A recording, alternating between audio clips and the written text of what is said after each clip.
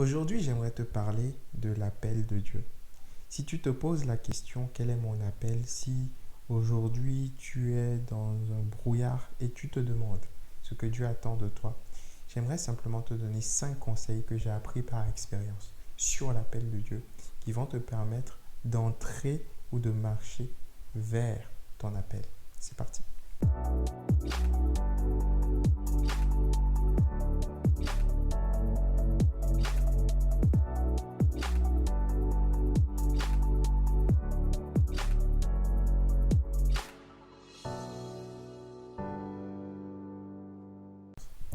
Alors, il y a 5 choses qu'il faut noter sur l'appel. La première des choses, c'est que Dieu t'appelle d'abord à la communion avant de t'appeler à faire la mission. Et ça, c'est l'erreur qu'on fait souvent. Quand on se demande quel est mon appel, on pense tout de suite au faire. Qu'est-ce que je peux faire pour Dieu? Mais Dieu nous appelle d'abord à la communion, à être avec lui. La Bible nous dit que Dieu qui est fidèle nous a appelés à la communion de son Fils. Le premier appel, c'est de venir près de Jésus, c'est de venir à Jésus, c'est de communier avec lui. Et donc, ton intimité, ta vie de prière, au-delà de tout ce que tu peux faire pour Dieu, au-delà du service, ton intimité est importante.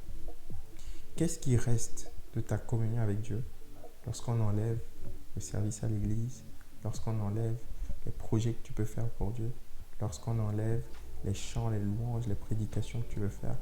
Qu'est-ce qui reste lorsqu'on enlève tout ça et qu'on te met seul à seul dans une pièce avec le Seigneur Jésus? Lorsque tu es seul avec le Saint-Esprit et que tu ne dois parler d'autre chose, tu ne dois parler de rien d'autre que de lui et de son cœur, qu'est-ce qui reste? Ça, c'est ce qu'il faut travailler en premier.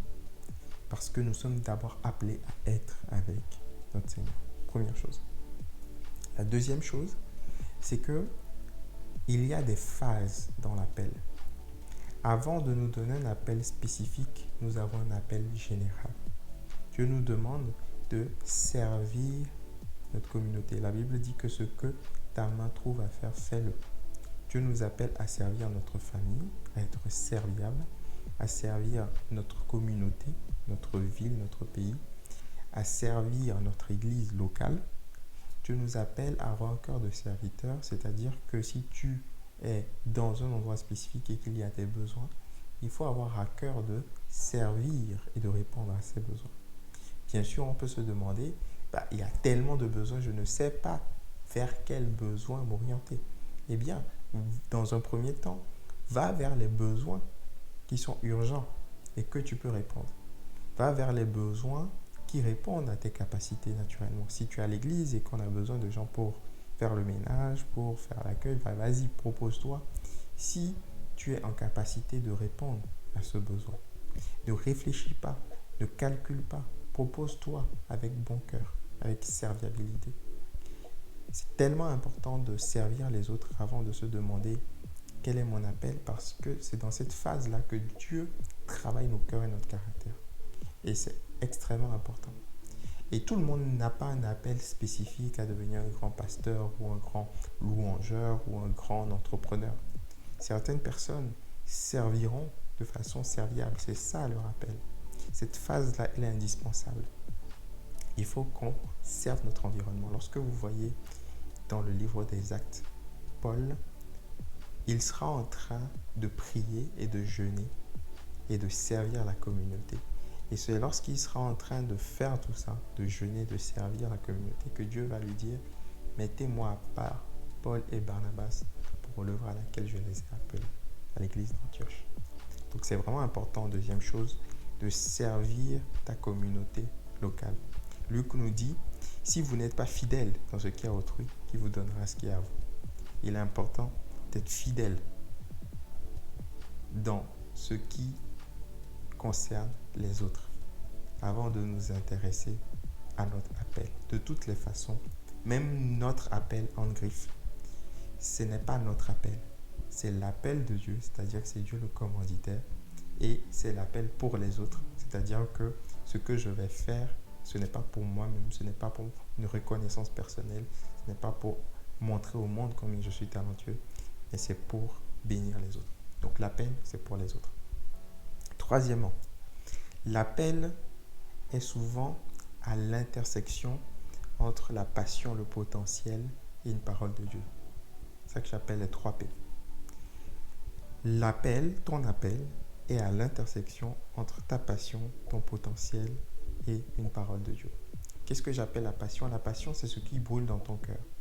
C'est ce qui fait vibrer ton cœur. On n'est pas touché par les mêmes choses, même si on est chrétien. Certains vont être beaucoup plus sensibles aux SDF qui sont dans la rue, à l'injustice sociale. D'autres vont être beaucoup plus sensibles aux âmes qui se perdent. Donc ça cache certainement un appel d'évangéliste. D'autres vont être sensibles à la louange mal faite. Donc ce qui brûle votre cœur est un indicateur. Ça ne veut pas dire que vous êtes appelé à ça, mais c'est un indicateur. Votre passion, ce que vous aimez faire, ou l'injustice que vous détestez voir, c'est votre passion. Moïse avait une passion, c'est de voir le peuple être libre. Il allait tuer l'Égyptien. Mais lorsqu'on se base uniquement sur la passion, eh bien, on rate quelque chose parce qu'on peut réaliser les choses, on peut réaliser le projet de façon égocentrique. On peut le faire de la mauvaise manière et au mauvais moment parce qu'on le fait juste par passion. Il y a autre chose. Deuxièmement, il faut le potentiel. Le potentiel, c'est ce que les autres voient en nous comme compétence. Moïse, lorsqu'il va entrer dans le désert, il y aura les filles du sacrificateur qui vont lui dire, qui vont dire au sacrificateur qu'on a vu quelqu'un qui a su nous délivrer. Et donc, les autres vont reconnaître en vous certains talents, certaines aptitudes. Et ça va être aussi un indicateur. C'est pour ça que c'est important de grandir dans une église locale sous l'autorité d'un pasteur, sous la supervision d'anciens, avec des frères et sœurs qui vont voir en vous des choses que vous ne voyez peut-être pas en vous. Et enfin, troisièmement, il y a une parole de Dieu. Moïse, il a dû avoir une révélation à travers du buisson ardent pour avoir l'avis de Dieu, pour avoir l'aval de Dieu, pour pouvoir aller. Et d'ailleurs, à ce moment-là, il ne voulait même plus y aller. Mais vous avez besoin d'une parole de Dieu, vous avez besoin d'un passage biblique, vous avez besoin que Dieu vous parle. Pas forcément de façon extravagante, pas forcément de façon exubérante, mais il faut à un moment donné que Dieu dépose une parole dans votre cœur pour vous indiquer le moment et la manière. Peut-être que vous savez que vous avez une passion potentielle, mais peut-être que ce n'est pas pour tout de suite. Moïse a attendu 40 ans dans le désert avant d'entrer dans son appel. Quatrième chose, il faut que vous compreniez que l'appel, ce n'est pas un rêve. Aujourd'hui, on dit souvent qu'il faut que vous puissiez atteindre vos rêves. L'appel, ce n'est pas un rêve. L'appel, ce n'est pas votre rêve. L'appel, c'est le rêve de Dieu pour vous. C'est-à-dire que l'appel, ce n'est pas quelque chose que vous idéalisez. En général, lorsqu'on voit dans la parole de Dieu les gens qui ont été appelés par Dieu, ce n'est pas des gens qui voulaient être appelés. Moïse ne voulait pas être appelé au moment du buisson ardent. Abraham ne voulait pas être appelé. Gédéon ne voulait pas être appelé. Jérémie ne voulait pas être appelé. Pierre, il était en train de pêcher tranquillement, il a été appelé. Paul, il a été appelé alors qu'il était sur le chemin de Damas, Dieu l'a visité. Et donc, et dans Acte 13 aussi, il a été appelé lorsqu'il était en Turche. Les gens qui sont appelés ne désirent pas forcément cet appel parce que lorsqu'on est lucide, on se rend compte que ce que Dieu nous demande va nous coûter. C'est pour ça que Jonas a fui. Ce que Dieu nous demande peut nous coûter. Et des fois, quand on n'a pas une vraie vision de ce que Dieu nous demande, on peut s'en réjouir. Mais lorsqu'on a une vraie vision, en général, on se rend compte que ça ne va pas nous plaire parce qu'il y a un lot de souffrance. Dieu a dit à Ananias de Paul, qu'il montrera à Paul tout ce que Paul doit souffrir en son nom. Il y a une souffrance, il y a un prix à payer. Mais il y a également une joie. À servir Dieu, c'est mon 5e point. C'est que vous ne pourrez être pleinement épanoui qu'en étant là où Dieu vous demande d'être. Un poisson ne peut s'épanouir que dans l'eau. Un singe ne peut s'épanouir que sur un arbre. Et vous ne pouvez vous épanouir que si vous êtes au centre de la volonté de Dieu. La Bible dit que le serviteur n'est pas plus grand que son maître. Et si un serviteur veut être épanoui, il doit suivre les traces, suivre le chemin de son maître. Il doit obéir à son maître. Et c'est lorsqu'on obéit à notre maître qu'on est joyeux. Lorsque vous regardez dans la parabole des talents, vous voyez que il est dit aux 2 serviteurs qui ont fait fructifier leurs talents, qui ont obéi au maître, il leur a été dit, bon et fidèle serviteur, entre dans la joie de ton maître.